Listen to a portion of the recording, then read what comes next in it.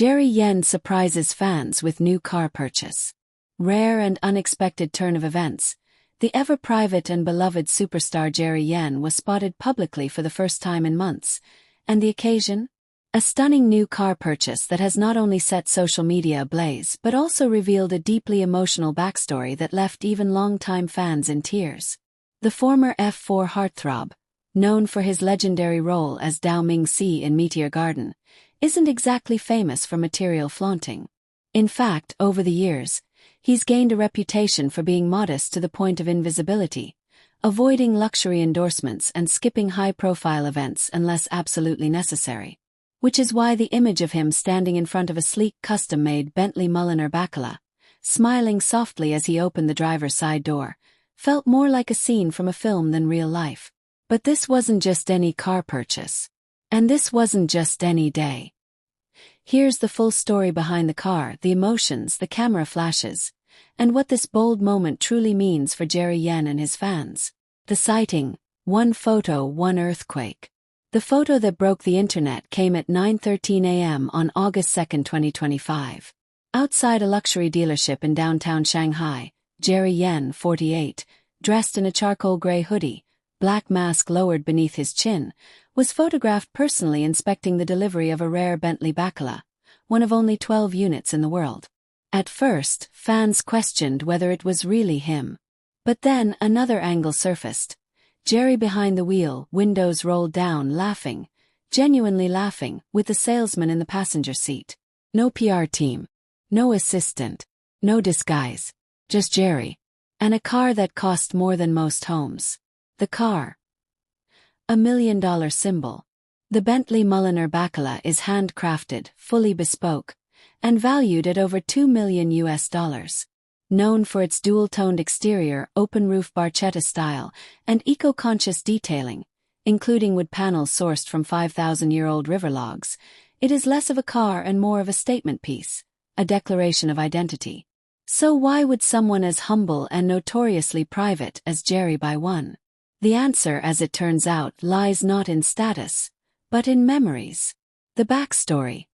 A promise made 10 years ago. An exclusive source close to Jerry revealed that this particular Bentley wasn't just any luxury purchase. It was a fulfillment of a decade-old promise. Back in 2015, during the hardest period of his life, Jerry wrote a letter to himself, the source shared. He promised that if everything turned out okay, if his family stayed healthy, if he could hold on to peace, he would one day buy himself a car. Not for show, but as a symbol, a way to say, "You survived." This was, of course, during the same period when Jerry and Tong Liya welcomed their second son, Xiao Ran, in secret. At the time, they were living in isolation in Yunnan, far from the spotlight, with a newborn whose health was fragile and uncertain. The idea of a luxury car seemed almost laughable back then. Jerry reportedly didn't even own a vehicle at the time, relying on borrowed scooters and hired drivers when necessary. But the promise remained. Quiet. Tucked into the folds of time.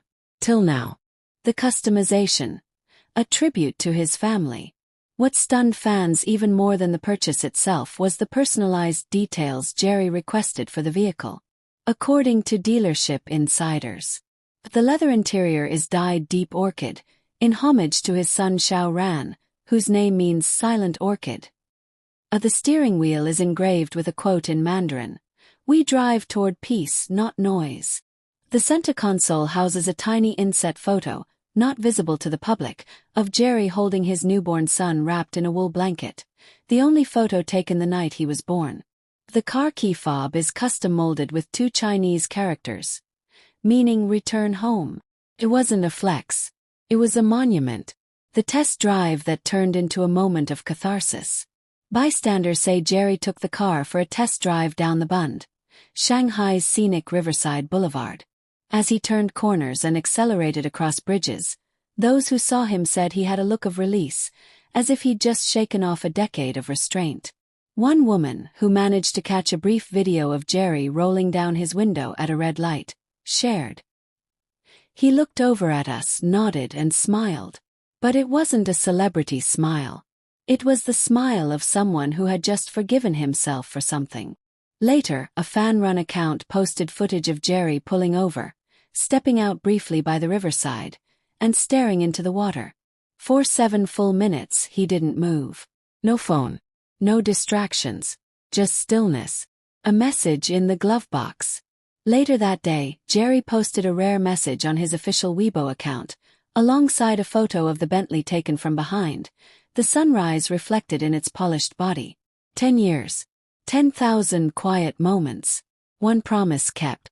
I'm driving toward something lighter now. He included no hashtags. No brand mentions. No promotional tags. It was a message not for marketing but for healing. Why fans are calling this his most emotional statement yet. Reactions to the sighting exploded across platforms. But instead of envy or criticism, fans responded with overwhelming emotion. He deserves this peace, wrote one commenter. That car isn't luxury, it's therapy in metal form. He didn't buy a car. He bought closure. The hashtag Jerry and Bentley promise trended on Weibo within hours, reaching 970 million views by midnight. Fans began sharing their own stories of promises made during dark times and what it meant to finally emerge stronger. Industry insiders weigh in. Director Tsai Ming-liang, who once worked with Jerry, commented, "He never wanted to impress. He wanted to mean something. Every move he makes is for the soul." Tong Lia's stylist even liked the post, sparking speculation that she may have helped design the interior specifications. Sources say Xiao Ran was the first to sit in the passenger seat and that he chose the music for the test drive, a quiet instrumental version of Canon in D. More than a car, a new chapter. For Jerry Yan, this moment wasn't about buying a luxury vehicle. It was about choosing visibility again on his terms. It was about stepping out of shadows. About joy without apology. About proving to himself that the man who once gave everything to silence could now embrace the open road. When Jerry Yan stepped out from behind 10 years of self-imposed silence to collect a $2 million custom Bentley Mulliner Bacala, it wasn't just a celebrity buying a car. It was a man reclaiming space, joy, and purpose. The sight of him behind the wheel, laughing freely for the first time in years, stunned fans who had grown accustomed to his quiet retreats and rare public appearances. But now that the dust has settled and the excitement is slowly transforming into something deeper, new details about why Jerry chose this moment, this car, and this drive have emerged. And they are even more moving than anyone could have predicted. The night before. A letter in a drawer. Sources close to Jerry revealed that the night before the car pickup, he was seen staying at a private villa outside Shanghai. There, he reportedly opened an old wooden drawer that had remained untouched since 2015. Inside it was a sealed envelope, yellowing slightly at the edges. Written in Jerry's handwriting were the words, "Open when you're ready to live again." What was inside?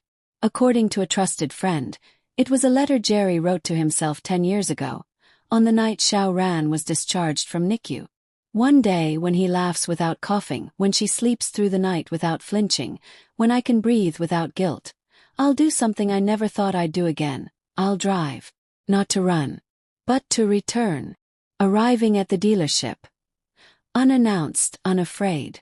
Jerry arrived at the luxury Bentley showroom without prior notice, shocking both staff and security.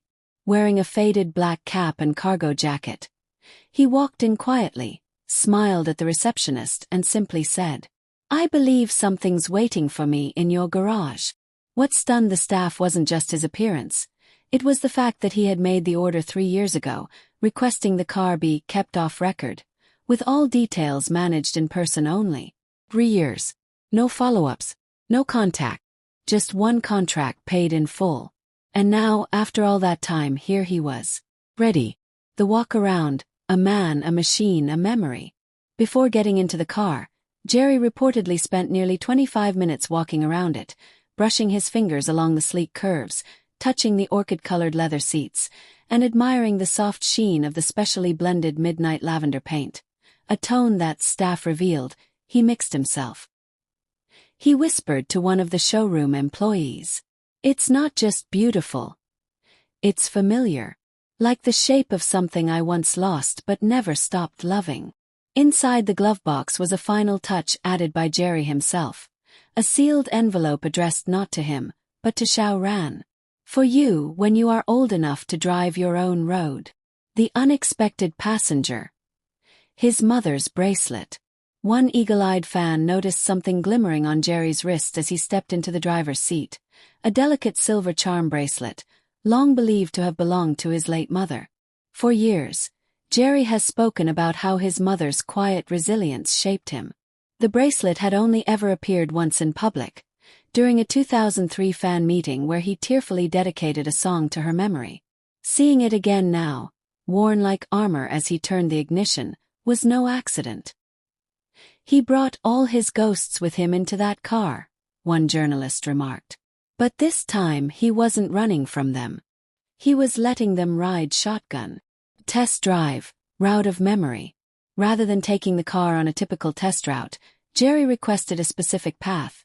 Through the old lanes of Pudong, past a hospital, down a forgotten alley where he once filmed Meteor Garden, and across a bridge leading toward Lujiazwi's glittering skyline. It was a map of memory, every street a footnote in his life. At one point, he pulled over beside a nondescript bakery, got out, and returned with 2 sweet buns. When asked why, he said, "That's the only thing I could afford on my first trip to Shanghai. I used to sit across the street and watch luxury cars pass and think, one day I'll earn one. But now I know it wasn't about earning. It was about arriving." Child's voice over Bluetooth. When Jerry returned to the dealership after the test drive, something strange happened. As he prepared to leave, the Bluetooth system connected automatically to his phone. From the speakers came a small voice, Xiao Ran, reciting a poem he had written. "A road is not made by cars, but by the people who walk before you. I'll follow your road, Baba. But I'll build my own too." Jerry reportedly froze in the seat. Then, without a word, he placed both hands on the wheel and simply stared at the digital display until the poem ended. When the showroom manager asked if he was okay, Jerry whispered, "I'm better than I've been in years." Social media silence. Then a soft explosion. Despite hundreds of videos and fan captures going viral within hours, Jerry made no formal statement. But later that night, an anonymous account, believed to be his personal poetry journal, posted, "You don't drive away from pain. You drive toward the place where pain becomes purpose." The post was accompanied by a simple black and white photo of a steering wheel with one hand resting on it, bracelet visible, and a child's drawing clipped to the dashboard. Stick figures of a man, a woman, and a little boy under a tree, with the word family scribbled in Mandarin underneath. A man who bought more than a car. What began as a sighting of a celebrity buying an ultra-rare luxury vehicle has transformed into something more powerful. A man honoring a decade of invisible sacrifice, private victories, and healing. Jerry Yan didn't buy a car to show off. He bought it because it represented every moment he couldn't stop to celebrate. Until now. Every turn of the wheel isn't just about motion. It's about memory. About rising from the silence. About proving not to the world, but to himself, that he had come full circle. He didn't need cameras. He didn't need applause. He just needed the open road. And the quiet heartbeat of a promise kept.